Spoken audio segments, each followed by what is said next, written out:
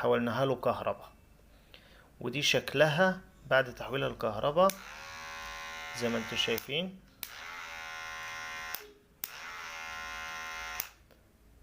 ده بعد تحويلها لكهرباء.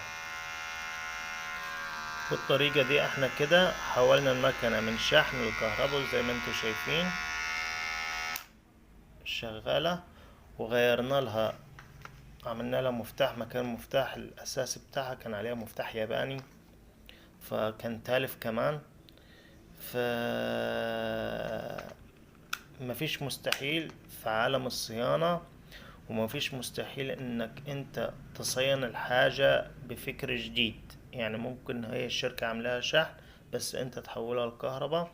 اهم حاجة في تحويلها الكهرباء انك انت تظبط الدنيا بتاعت الامبير والفولت